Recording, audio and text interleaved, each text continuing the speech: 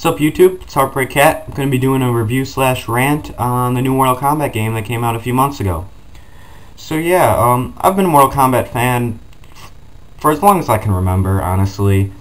I remember playing, Mortal Kombat 2 on Sega Genesis or whatever, so yeah, if that dates it, Basically, I wasn't actually looking forward to this game that much because I haven't really been into Mortal Kombat since, I guess, Armageddon, which came out, 4 or 5 years ago, I think. So, yeah, like I said, I wasn't really looking forward to this. I thought it was just going to be a remake, kind of, with nothing really new. But I was quite surprised on how good this game really is. It does go back to the 2D fighting that many of the core fans know and love. And at the same time, the graphics, by the way, are best of any Mortal Kombat game ever. There's just lots of detail and all that, but no one really cares about graphics.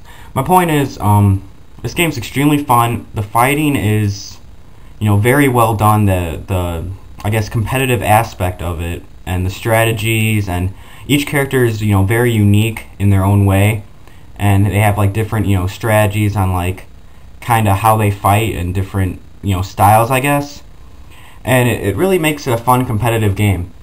So yeah, the fighting, this game in general is probably the best, not only the best Mortal Kombat game I've ever played, but the best fighting game I've ever played. It's extremely fun. There's a lot to do in this game. Story mode and the challenge tower really keep you busy, even if, you get bored after doing the ladder. So, they brought back the tag ladder too, which I thought was really cool.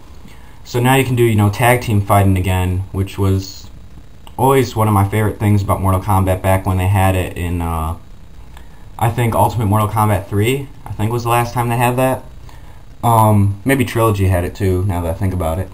But anyway, tag team fighting's back. It's much better than it was before. You can do, these crazy tag team combos and kind of use each other as, you're fighting. It's really entertaining. They also got special bars. So basically, you have these 3 bars, and if you use one of them, you can decide how many you want to use as you're building up during the battle, basically. And if you use one of them, you can use an enhanced special move, which is a better version of one of your regular special moves. Use 2, and you can use a breaker, which most of you already know what that is, when you can interrupt a combo like that. But if you wait for it and you use all 3, if you save it up, then you can use this special thing called X-ray moves.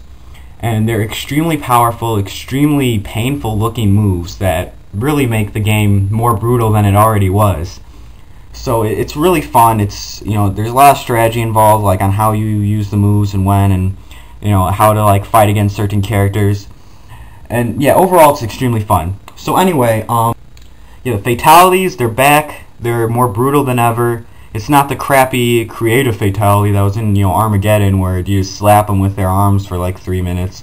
No, it's revamped, just reanimated. Everything's better. Some of the fatalities are just insanely awesome. It's just the best fatalities ever. Now there's a challenge tower. Basically, what the challenge tower is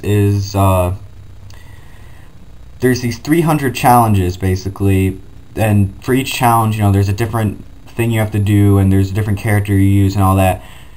And it's really time consuming to get through all 300 challenges. I'm only on number 200 right now, and I've been playing it for a while.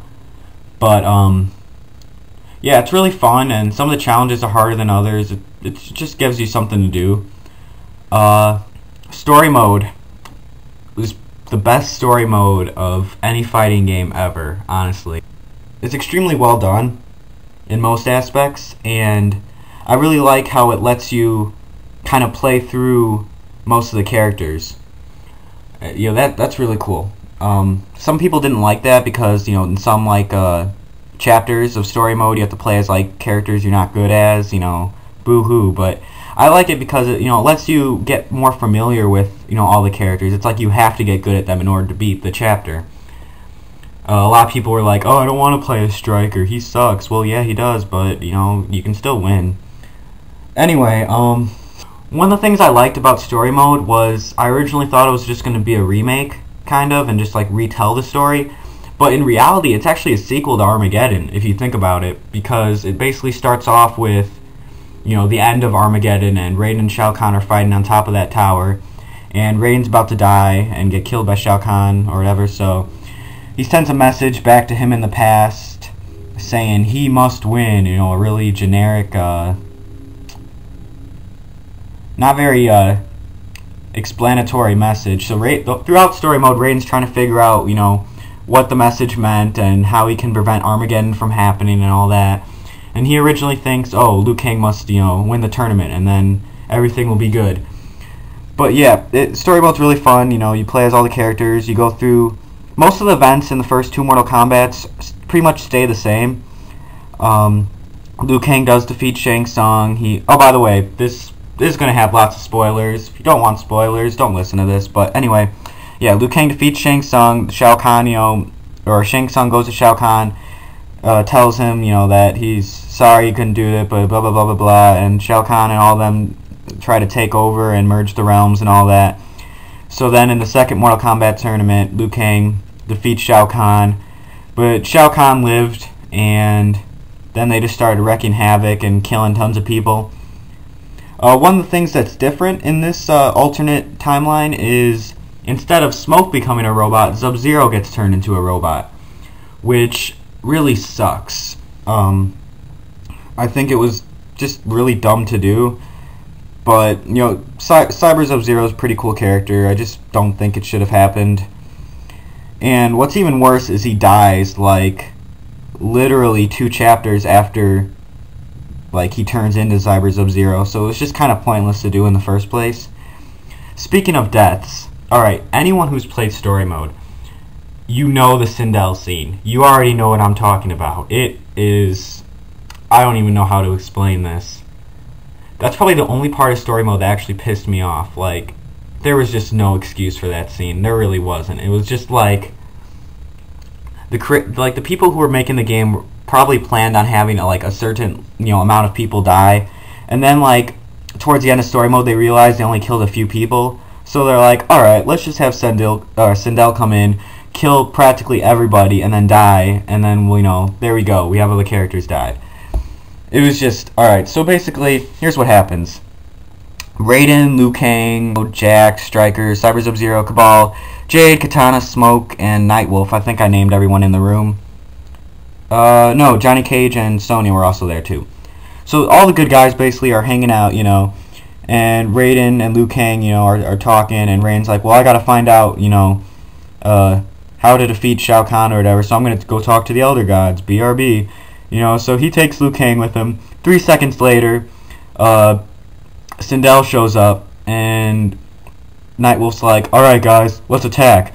So they all attack her one by one, and none of them even use any special moves. They just go for like high punches, which Sindel just like easily blocks and just like basically destroys everybody. I felt like I was watching an episode of Power Rangers. It was just horrible. Okay, so basically, let's get the breakdown here. Well, some of the characters, they didn't even look like she killed them. Like, it was just dumb. Alright, so, here we go. Jax dies. Stryker dies. Cyber Sub-Zero dies. Kabal dies. Jade dies. Kitana dies. Smoke dies. Nightwolf dies. Sindel finally dies, too, because Nightwolf did, like, this suicide kamikaze thing and just killed them both. So, who lives? Johnny Cage and Sonya. That's it. Which is kind of ironic considering Johnny Cage always dies, but I've always been a Johnny Cage fan. And in this new game, he's really good again. Like, I really enjoy using him again. So I'm actually glad that he didn't die for once. But I just find it so dumb how they just literally killed everybody in like 5 seconds. So yeah, it was just bad. So yeah, so then Raiden and Liu Kang come back, and they find that only 2 people are left alive, and they're like, well, damn, that sucks, you know. So you all remember Motaro, right? There's this part where, well, the cool thing is Motaro's actually in this game. Bad news is you can't fight him at all, and he only appears in story mode for about 3 seconds, just getting his ass whooped by Raiden, and then that's all you ever see of him in the whole thing. So, yeah, it's pretty sad that Motaro didn't really get much in this game, but I guess it's better. At least he had 4 legs this time, you know. I guess that's the good news. Anyway, Raiden visits Quan Chi to try to, like, you know, negotiate because everyone's dead. Raiden's just like, you know, just leave the Earth realm alone. You know, I mean, everyone died. Just stop it. And Quan Chi's like, well, what do you have to offer? So Raiden's like, I offer everybody's souls. And I was like, what? You can't just do that, Raiden. You're like the worst negotiator ever. So Quan Chi's all like, let me think about this. Oh wait, I already have everyone's souls. So you have to fight out like the zombies of like all the people you caused the deaths of, basically. And story mode in general is just kind of like kind of sad if you think about it, like for Raiden, because he kept trying to like prevent Armageddon from happening, you know, by like changing like the past and stuff. But he just made things 10 times worse. So it's kind of sad. Oh, he kills Liu Kang too, by the way, on accident, because later he finds out that Shao Kahn is the one who must win and merge the realms, so then the Elder Gods can help him, because merging the realms is illegal, I guess. So Raiden's like, alright, we gotta let Shao Kahn win. Liu Kang's like, what? No, I'm gonna kill him. And Raiden's like, no, you can't. So Liu Kang's like, fine, then I'll kill you. And then Raiden's like, self-defense. Oh, I accidentally killed Liu Kang now. And, you know, that's a sad scene when Liu Kang dies. It's just like, he's just like, you killed us all, and he dies. And Raiden's like, oh man, that sucks. He's like, by the gods, no. Yeah. So, yeah, that sucks. But then Raiden gets the help from the Elder Gods because Shao Kahn merged the realms, and you have this really epic fight that's extremely fucking hard to beat, alright? I rage quit so many times during that fight. But eventually, I finally beat Shao Kahn. You know, story mode ends. All that's left, Johnny Cage, Sonya, and Raiden. And then Shinnok and Quan Chi are at a distance, I guess. And they're talking about how like their plan worked and now they're gonna take over, you know. So it pretty much sets the setting for the 4th game. If anyone actually remembers the storyline for the 4th game, you know, like Shinnok's literally like the most forgettable villain in Mortal Kombat, and they're pretty much gonna be turning the next game basically into, you know, all about Shinnok. So it's kind of funny how that worked. Speaking of next game, I honestly do believe they will be making another Mortal Kombat game after this, because you can't just end it on a cliffhanger like that, obviously. I could see them introducing a lot of fresh characters. Well, not fresh, but characters that were introduced in the later Mortal Kombat games, like, you know, 4, 5, and 6. Since so many characters died, and I don't think any of them are coming back. At the most, maybe Sub-Zero and Liu Kang might come back.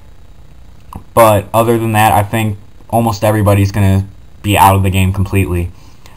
So it should be interesting how that works. They better bring Sub-Zero back, even though both of his forms died. Like, Noob Saibot died too. He got killed by Nightwolf. And that was actually a pretty well done scene, but anyway, I hope they bring back Sub-Zero. And if you see Cyber Sub-Zero's ladder ending, it definitely makes you think that he could be coming back in another form. So I hope they do that.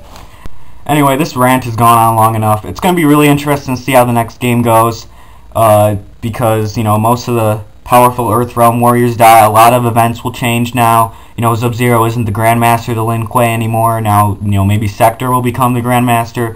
Who knows? There are so many things that are just going to completely, like, change now from the story here on out. You know, will the Dragon King be brought back? What about the Deadly Alliance? You know, all these things are just totally going to change, and it's going to be really interesting to see what happens.